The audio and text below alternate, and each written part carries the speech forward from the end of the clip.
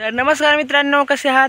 आपल्या चॅनलवर तुमचं स्वागत आहे। तर आपला एक मागं व्हिडिओ आला होता, आंब्याची छाटणी कशी करायची, तर छाटणी केल्यावर उत्पन्नात वाढ कशी होणार, हा व्हिडिओ आपल्या चॅनलवर आला होता। तर त्या व्हिडिओ कुणी पाहिला आहे त्यांनी मला कमेंटमध्ये सांगा, नसन पाहिला तर आपल्या चॅनलवर जाऊन पहा। तर आता आपल्या आंब्यांची पूर्ण छाटणी झालेली आहे आणि त्याला आता फवारणी कोणती घ्यायची, तर हे मी आजच्या व्हिडिओमध्ये तुम्हाला सांगणार आहे। तर फवारणी आम्ही ही डायरेक्ट आपला ट्रॅक्टर आहे, ट्रॅक्टरला ब्लोअर आहे आणि ह्या ब्लोअरनी करणार आहेत। तर ब्लोअरनी कशी करणार आहे, पाण्याचं मेजरमेंट किती घेणार आहे आणि औषध कोणते घेणार आहे, तर हे तुम्हाला आजच्या व्हिडिओमध्ये सांगतो। तर चला मग आजच्या व्हिडिओला सुरुवात करूया। तर मित्रांनो, आपले सगळे आंब्याचे झाडं हे 100 आंब्याचे झाडं येतं।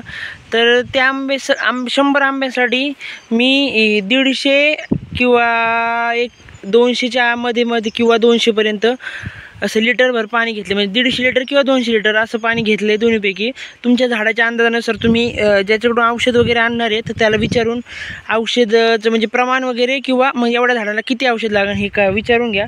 तर माझी झाडं 100 झाडं आहेत, तर मी 150 लिटरपेक्षा थोडं जास्त पाणी घेतलं आहे। तर ह्या 150 लिटरमध्ये औषध कोणतं घ्यायचं आहे हे पण तुम्हाला सांगतो।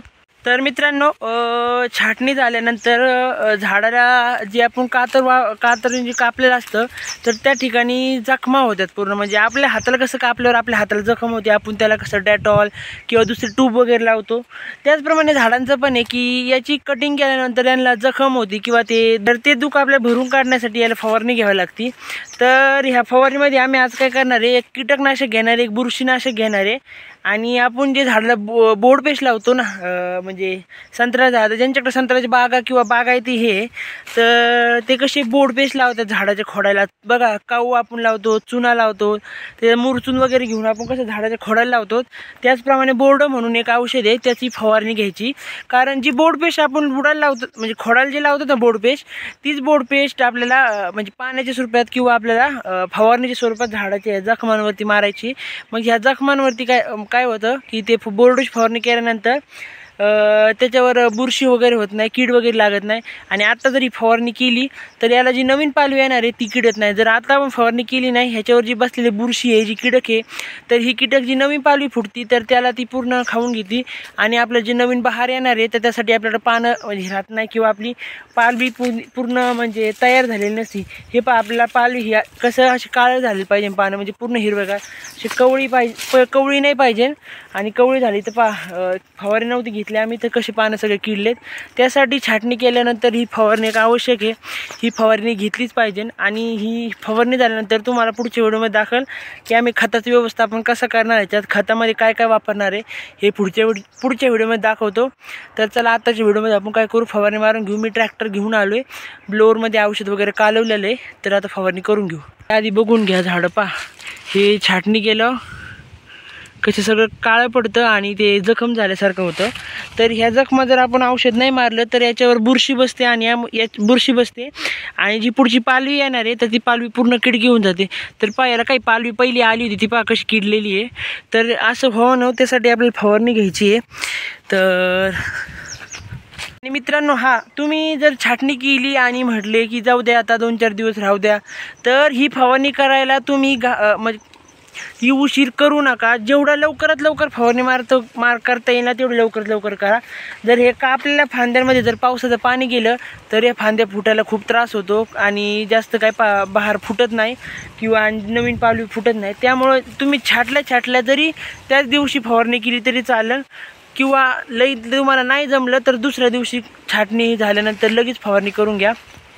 तर शेतकरी बांधवांनो, आम्ही घेतलेला ब्लोअर आहे।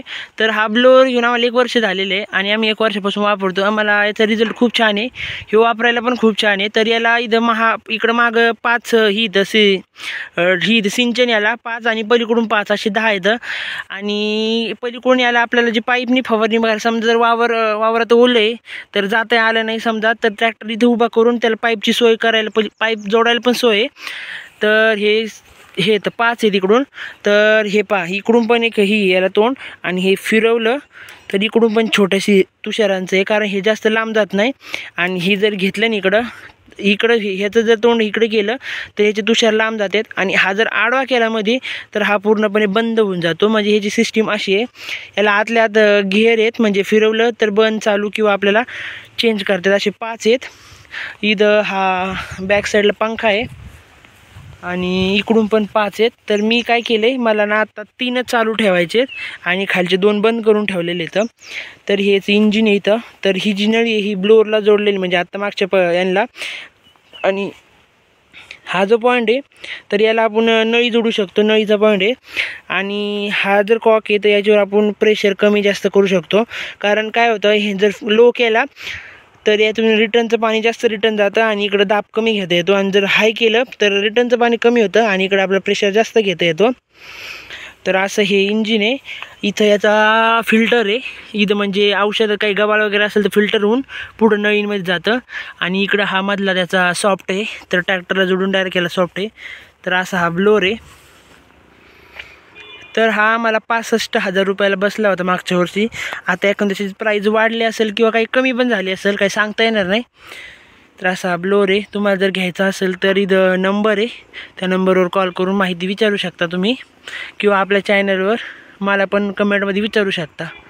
तर जास्त बडबड न करता डायरेक्ट आपलं आता फवारणी करायला सुरुवात करून घेऊ, कारण भरपूर लेट झाले. त्याचबरोबर वारं पण भरपूर सुटलं आहे. वाऱ्याने काय होतं, ह्या साईडचं जे तुषार आहेत ना जास्त लांब येत नाही, वाऱ्याने ते रिटर्न दाबले जातात. त्यामुळं ब्लोअरनी फवारणी करताना कधी पण वारं नसताना फवारणी करून घ्या. तर चला मग. तर हे चालेल फवारणी.